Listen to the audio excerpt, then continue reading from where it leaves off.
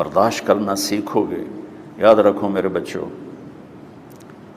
اگر آپ صبر سیکھ گئے تو کوئی آپ کو پکڑ نہیں سکے گا۔ یہ جو ریسنگ گاڑیاں ہوتی ہیں نا، فراری اور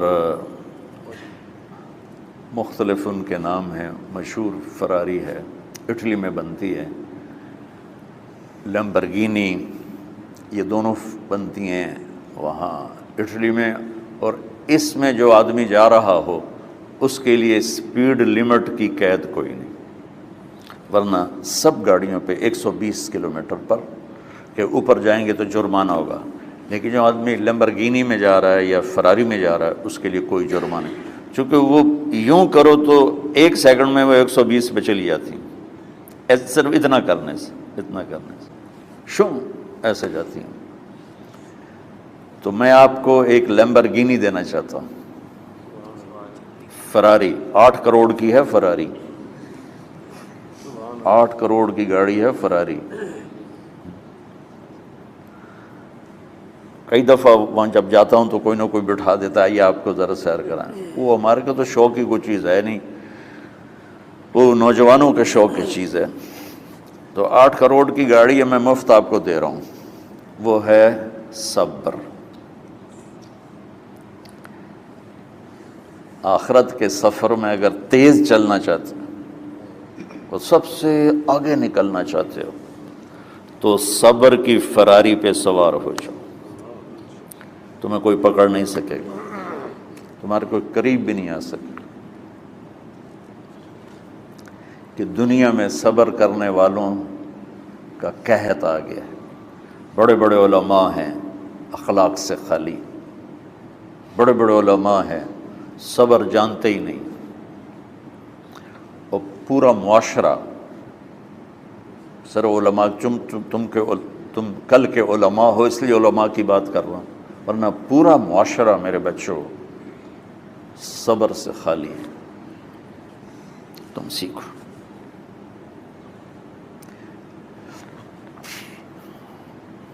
دیکھو میری ایک بات سنو، علم کی کمی ہو تو اچھے اخلاق اس کو چھپا دیتے ہیں، اخلاق کی کمی ہو تو بڑے سے بڑا علم بھی اسے چھپا نہیں سکتا۔ سارے عیب ہوں اور اخلاق اچھے ہوں تو اخلاق وہ چادر ہے جس میں سارے عیب چھپ جائیں گے،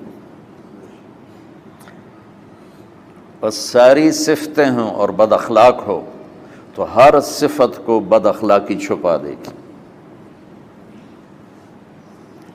میرے نبی نے نماز لمبی پڑھی، اللہ نے روک دیا، کہا نہیں چاہیے، ما انزلنا علیک القرآن لتشقی، مختصر نماز پڑھیں، درمیانی نماز پڑھیں۔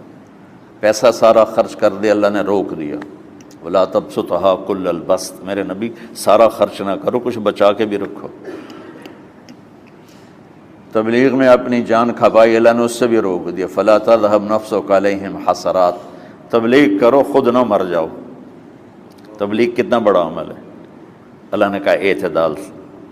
نماز کتنا بڑا عمل ہے، اللہ نے کہا درمیانہ ہاتھ رکھو۔ مال خرچ کرنا کتنا بڑا عمل ہے، اللہ نے کہا درمیانہ ہاتھ رکھو۔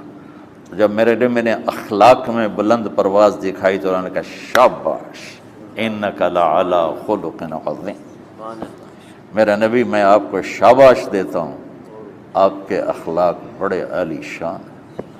یہ نہیں کہا کہ اتنے بھی ذرا تھوڑا اکھ بھی کھائی کر، کوئی کوڑا ہویا کر۔ تو تم مولوی بڑے غسیلے ہوتے ہو، تم میرے بچے بیٹھو نا، اس لیے بات کر رہا ہوں۔ صبر نام کی شے ہی نہیں ہوتی۔ فقہ پڑھنا تو ہماری مت ماری جاتی۔ قرآن کو بھی فقہ کے انداز میں پڑھتے ہیں، حدیث کو بھی فقہ کے انداز میں پڑھتے ہیں۔ بخاری سے زیادہ امام بخاری پڑھاتے ہیں۔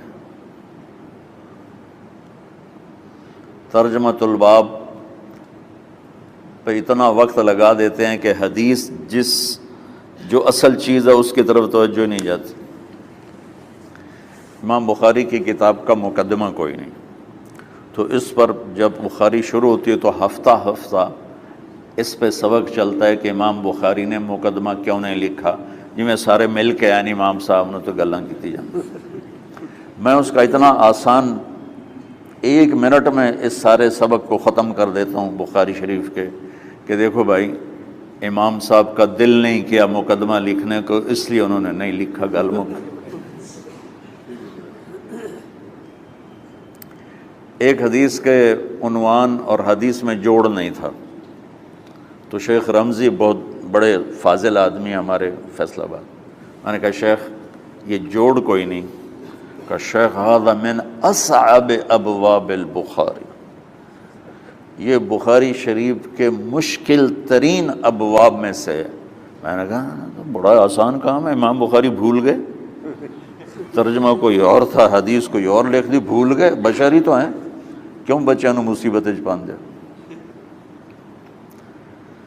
تو بچوں شوق سے جاؤ، بہانے نہ کرو، ہماری طرح تھوک ڈال کے پیٹ میں درد،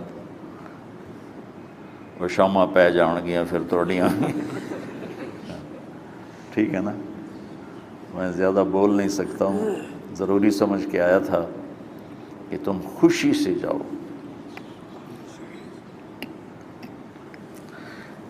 پھر اس میں جو ناگواری آئے گی اسے برداشت کرو گے تو پھر آپ کا صبر بڑھے گا۔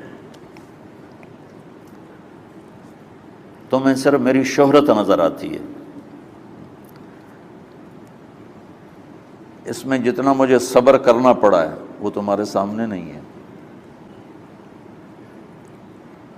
جتنی کڑوی گولیاں میں نے کھائی ہیں لوگوں سے وہ تو تمہیں نہیں پتا۔ اب تمہیں اتنا نظر آتا ہے کہ واہ واہ ہو رہی ہے آگے پیچھے لوگ، میرے اللہ کا کرم ہے، میری کیا اوقات، آج ہوں کل مر جاؤں گا، اولاد کو بھی یاد نہیں رہے گا کہ طارق جمیل کون تھا۔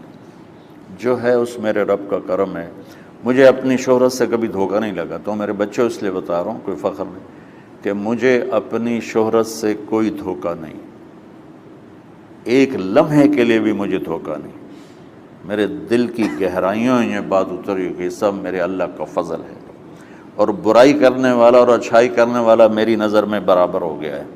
برابر ہونے کا مطلب پہلے سمجھو، تو مجھے گالی دو گے مجھے تکلیف ہوگی، تو میری تعریف کرو گے مجھے خوشی ہوگی، اس کو برابری نہیں کہتے، وہ تو ایک طبعی چیز ہے۔ یہ میں نے ہاتھ پہ اپنا ہی ہاتھ مارا تو اس کو درد ہو رہا، تو اگر میں مولوی شوکت صاحب سے بدتمیزی سے بات کروں گا تو ان کو تکلیف ہوگی، اور میں ان کی قربانیاں بیان کروں گا، یہ ذرا کھڑے ہونا، ادھر ہاتھ دو، یہ اس سارے نقشے کے بانی ہیں، یہ پہلی اینٹ ہے، یہ 3000 روپے اس وقت لے رہے تھے 1985 میں 86 میں کراچی،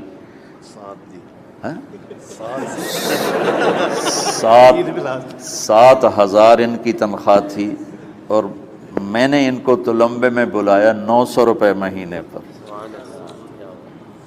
کتنا فرق ہے 7,000 اور 900 کا؟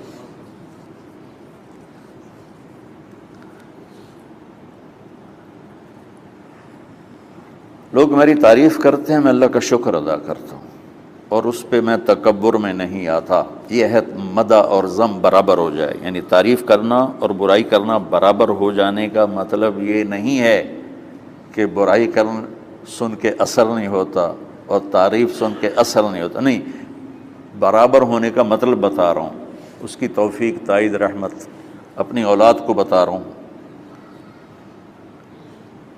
کوئی میری تعریف کرتا ہے میں اللہ کا شکر ادا کرتا ہوں اور اپنے آپ کو بھولتا نہیں ہوں، کوئی میری برائی کرتا ہے تو میرے دل میں اس کے لیے کوئی منفی جذبہ نہیں پیدا ہوتا۔ یہ ہے اچھائی برائی کو برابر کر دینا، کہ میرے اوپر مختلف الزام لگتے ہیں تو میں ان کو پی جاتا ہوں، اور اس طرح کا معاملہ کرنے والوں سے اپنے دل کو بالکل صاف رکھتا ہوں، بالکل صاف، اور میرا ان سے معاملہ اسی طرح ہوتا ہے جیسے پھر آؤ جی اپنی وجہ سے کبھی کسی سے قطع تعلق نہیں کرتا۔ تو بچوں، صبر بہت بڑی دولت،